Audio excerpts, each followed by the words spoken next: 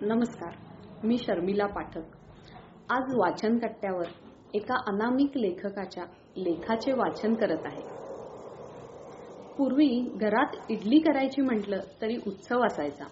आदल्या दिवशी तांदूळ डाळ धुवून भिजत घालून मग ती सरबरीत वाटायची आणि पीठ आंबवण्यासाठी ठेवून द्यायचे. सांबार आणि चटणीसाठीची तयारी आणखी वेगळीच. आता हा सगळा डाव आठवणींपुरता उरलाय. रेडी टू मेक पीठ मिळतं आणि तयार चटणीही विकत मिळते. नुसत्या इडल्या केल्या की काम झाले. तेवढे कष्ट नको असतील तर ढीगभर हॉटेल्स आहेतच, तिथे जायचे आणि खायचे. तेवढेही कष्ट नको असतील तर स्विगी झोमॅटो आहेतच सेवेला. दिवाळी जवळ आली की घरात फराळांच्या पदार्थांची तयारी सुरू व्हायची. काय व्याप असायचा तो. आता ते संपल्यातच जमा आहे. ऑर्डर देऊन पदार्थ विकत आणायचे आणि खायचे. कैरीचं पन्ह सुद्धा तयार करण्याचे कष्ट आता कुणी घेत नाही. त्याचा पल्प दुकानात तयार मिळतो. साखर सुद्धा मिसळायची गरज नाही. नुसतं पाण्यात टाकून ढवळलं की झाले. ढोकळा, आळूवड्या, कोथिंबीर वड्या करायच्या म्हणजे पुष्कळ घाट असायचा. आता हे पदार्थ घरी करण्यासारखे पदार्थ राहिलेच नाहीत. भेळेसाठी लागणारी चिंच गुळाची चटणी सुद्धा तयार मिळते. पाणीपुरीचं पाणी तयार मिळते. मुगाची खिचडी सुद्धा तयार मिळते. आपण फक्त त्यात मापानं पाणी घालून कुकर लावायचा की झाले. येत्या काळात त्या खिचडीबरोबरच त्यात घालण्याच्या पाण्याचा पाऊस सुद्धा देतील आणि त्याचे पैसे लावतील असं मला वाटायला लागलं आहे. चिवडा, चकली, करंजा, शंकरपाळ्या, अनारसे, कडबोळे दिवाळीतच खायला मिळायची. ती आता वर्षभर मिळतात. आंब्याचा रस वर्षभर मिळतो. आंबापोळी, फणसपोळी वर्षभर मिळते. गव्हाचा चीक सुद्धा वर्षभर मिळतो. पूर्वी केवळ दिवाळीतच हौसेने होणारी कपड्यांची खरेदी आता वर्षभर कधीही होते किंवा वर्षभर सुरूच असते. एकूण काय तर कोणत्याही गोष्टीसाठी आता वाट पाहावी लागत नाही. सगळं झटपट आणि तयार मिळतं. कधीही, केव्हाही, कुठेही. यामुळे आयुष्यातला अप्रूप पार संपून गेले. त्या अप्रूपातला आनंद आणि अनामिक हुरहुर आटून गेली आहे. आठवणीची धरणं अप्रूपाच्या दुष्काळामुळे कोरडी पडली आहेत. आयुष्यातला अप्रूप संपून टाकण्याची इतकी घाई लोकांना झाली आहे की सांगायची सोय नाही. लग्नाआधीचं प्री वेडिंग शूट करणं हे त्यातलंच एक पिल्लू आहे. आयुष्याच्या जोडीदाराबरोबर नात्यात बांधल्या जाण्याआधीच इतकं जवळ जाणं म्हणजे त्यातलं अप्रूप संपून टाकण्यासारखंच आहे आणि तेही दुसऱ्या कुणाच्या तरी दिग्दर्शनाखाली. आयुष्य कृत्रिम, बेचव, नीरस, कंटाळवाणं वाटायला लागलं आहे किंवा बोर व्हायला लागलं आहे.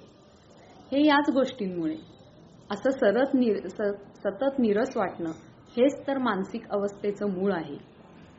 निरांजनाच्या फुलवाती आता नुसत्या मिळत नाहीत तर थेट तुपात भिजवलेल्या मिळतात. दसरा, दिवाळीची फुलांची तोरणं आता तयार मिळतात. संक्रांतीचे हलव्याचे दागिने तयार मिळतात. लग्नातलं रुखवत तयार मिळतं. आता तर ते भाड्यानी सुद्धा मिळतं. नऊवारी साडी किंवा सोवळं शिवून मिळतं. साड्या नेसवणारी माणसं सुद्धा मिळतात आणि ती साड्या नेसवण्याचे बक्कळ पैसे घेतात. सत्यनारायण पूजेचं किंवा गणपतीच्या पूजेचं साहित्य रेडीमेड खोक्यात मिळतं. अगदी ओटीच्या पुड्या सुद्धा रेडीमेड मिळतात. बस 2 मिनिट या 3 शब्दांनी घराघरातल्यांच्या मनावर गारूड केलंय. तेव्हापासूनच संयमाला सुरुंग लागला. रसना, मॅगी आणि बोर्नव्हिटा ही 3 उत्पादने. घराघरातल्या माणसांमधला संयम संपवायला सुरुवात केली ती यांनीच. लागली भूक की खा मॅगी.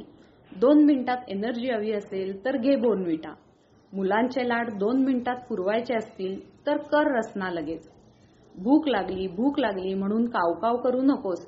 10 मिनिटं बैस एका जागी, थालीपीठ लावते असं म्हणणं आयांनी सोडूनच दिलंय. कारण काय तर वेळच नसतो. संयम ठेवण्याची गरजच संपून टाकायला निघालो आहे आपण. क्षणभर थांबण्याची सुद्धा काही आवश्यकता नाही असं स्वतःलाच पावलोपावली पटवून देत राहिलो आहे आपण. 8-8 दिवस एखाद्या गोष्टीची तयारी करणं, त्यासाठी आवर्जून वेळ देणं, ती गोष्ट पूर्ण होईपर्यंत वाट पाहणं ही जगण्याची पद्धतच आता अडगळीत गेली आहे. पण त्याचा भलताच दुष्परिणाम आपल्या मुलांच्या आयुष्यावर झाला आहे. त्यांना एखाद्या गोष्टीसाठी वाट पाहण्याची कल्पना सुद्धा करता येत नाही. त्यांची आयुष्य आपण विनाकारणच नको तितकी वेगवान आणि अति आरामदायी करून टाकली. काही वर्षापूर्वी टॅक्सी ही एक चैन होती, पण आता त्यांना गावातल्या गावात कुठं जायचं असेल तरी AC कॅब लागते. मोठ्या भावंडांकडून किंवा शेजार पाजारांकडून गोष्टी उसण्या घेऊन त्या वापरणं आपण आता प्रेस्टीज इश्यूमुळे बंद करून टाकलंय खरं, पण त्यामुळे आपल्या मुलांमध्ये मी, माझं, मला आणि माझं स्वतंत्र हवं ही वृत्ती रुजायला लागली आहे. हे आपलं आहे किंवा हे आपल्या सगळ्यांचं आहे, माझं एकट्याचं नाही, हे शिक्षणच बंद करून टाकलं गेलं आहे. हेच वागणं मुलांना मानसिकदृष्ट्या अधिक चंचल, स्वार्थी आणि आत्मकेंद्रित बनवत जातं. ती अतिशय अस्वस्थ होतात, टोकाच्या प्रतिक्रिया देऊ लागतात. सगळ्याच गोष्टी मला हव्या तशा आणि तात्काळ होणार नाही हे त्यांना पटतही नाही आणि आवडतही नाही. अनिर्बंध जीवनशैली याची अपेक्षा वाढतच जाते. मग त्यांना कुणाचाही नकार पचवता येत नाही, अपयश पचवता येत नाही किंवा कमी पगाराची नोकरी स्वीकारता येत नाही. फेसबुकवरच्या एखाद्या फोटोला कमी लाईक्स मिळाले तर त्यांना पराकोटीचे अस्वस्थ वाटायला लागतं. ही सगळी अत्यंत वेगवान आणि अत्यंत तकलादू व्यक्तिमत्वाची लक्षणं आहेत. तशी काहीच गरज नसते, पण तरीही माणसं पायाला भिंगरी लावल्यागत पळत राहतात. प्रत्येकालाच लेटेस्ट आणि ॲडव्हान्स होण्याची घाई लागली आहे. सगळ्या गोष्टी अगदी विनासायस आणि हाताशी हव्या असतात असा आपला आग्रह असतो आणि हळूहळू हा आग्रह दुराग्रहामध्ये बदलायला लागतो आणि त्याच दुराग्रहाला आपण लाईफस्टाईल मानायला लागतो. हेच गुण, खरं तर दोष, आपल्या मुलांमध्ये पुरेपूर उतरायला असा कितीसा वेळ लागणार. इन्स्टंटच्या जमान्यात माणसांमध्ये दोष ही 4Gच्या स्पीडने डाउनलोड होतात. मग आयुष्य साधं, सरळ, सोपं राहतच नाही. उलट ते ताणतणाव, चिंता, कटकटींनी भरायला लागतं. लहान गोष्टीमधला आनंद घ्या असं सांगणं फार सोपं आहे, पण त्याच्यासाठी आयुष्याचा वेग कमी करणं आवश्यक आहे. आपण तो वेग कमी न करता उलट वाढवतच चाललो आहोत. हे चुकीचं नाही का?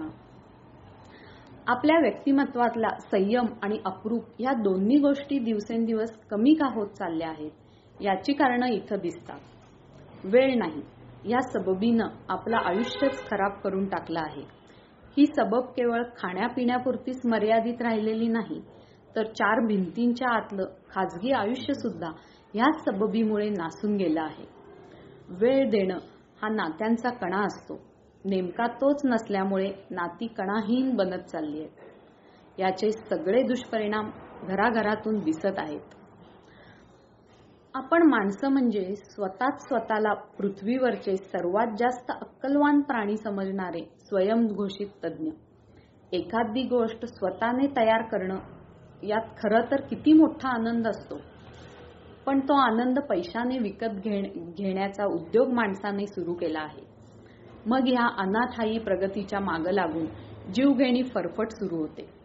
आनंद कुठंतरी हरवून जातो. मग आपली ही चूक इतकी मोठी आणि महागात पडणारी आहे की त्या चुकीची शिक्षा म्हणून आपण स्वतःला माणूस म्हणून घेण्याऐवजी गाढव म्हणून घेणे अजिबात गैर होणार नाही. संयम आणि अप्रूप खरोखरच दोन्ही जपता आलं तर आयुष्यातला आनंदाचा दरवळ इतका वाढेल की बाहेरच्या अत्तराची गरज वाटणार नाही. हलवायाची मैतरकी गोडीचीच असते, पण कधीतरी स्वतःच्या हाताने पेढा करावा की तो गोडवा आयुष्यभर जिभेवर रेंगाळत राहील, अगदी आनंदाने. धन्यवाद.